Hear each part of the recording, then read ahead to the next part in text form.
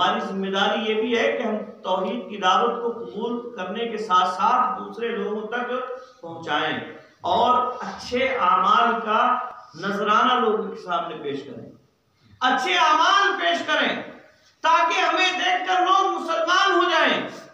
صحابہ کرام رضوان اللہ تعالی علیہ اجمعین جب لوگوں کے سامنے جاتے تھے تو لوگ انہیں دیکھ کر اسلام قبول کر لیا کرتے تھے، ان کے اندر جو خوبیاں پائی جاتی تھی ان خوبیوں سے متاثر ہو کر وہ مسلمان ہو جایا کرتے تھے۔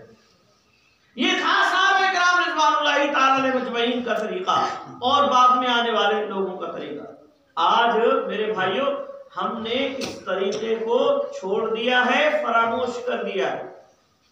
ہم نہ تو خود عمل کرنے والے ہیں اور نہ ہی اچھائی کو لوگوں تک پہنچانے والے ہیں، اور اس کا نتیجہ ہم دیکھ رہے ہیں کتنے لوگ اسلام سے برگشتہ ہو رہے ہیں، کتنے لوگ، کتنے نوجوان ہمارے ارتداد کے دہانے پر کھڑے ہوئے ہیں، کتنی لڑکیاں مسلم اور اسی طرح سے مسلم لڑکے ارتداد کے دہانے پر ہیں، اور کتنے لوگ مسلمانوں کو چھوڑ کر اور جو دوسرے دین ہیں، مذہب ہیں، ان کو قبول کر رہے ہیں۔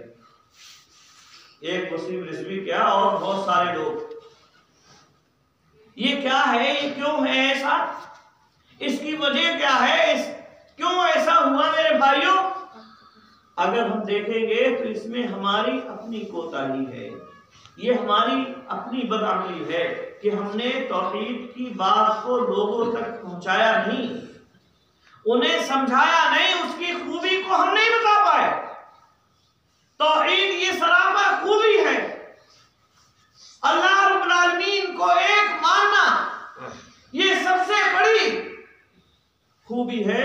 اگر یہی ہم لوگوں کو سمجھا لیتے جس طرح سے نبی اکرم صلی اللہ علیہ وسلم نے عرب والوں کے سامنے رکھا اور سارا عرب مسلمان ہو گیا، صحابہ کرام رضوان اللہ تعالی علیہ اجمعین نے اس کے بعد اور دوسرے ممالک میں اس خوبی کو واضح کیا اور وہ لوگ مسلمان ہو گئے، تو آج کیا وجہ تھی کہ ہمارا پڑوسی غیر مسلم رہتا اور وہ اسلام کی خوبی کو نہ